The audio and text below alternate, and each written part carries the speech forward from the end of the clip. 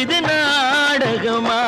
இங்கு நான் காணும் வேஷங்கள் கொஞ்சம் அல்லவே. நான் இது போன்ற வேஷத்தில் வந்ததில்லையே. அம்மம்மா தம்பி என்று நம்பி அவன் உன்னை வளர்த்தான்.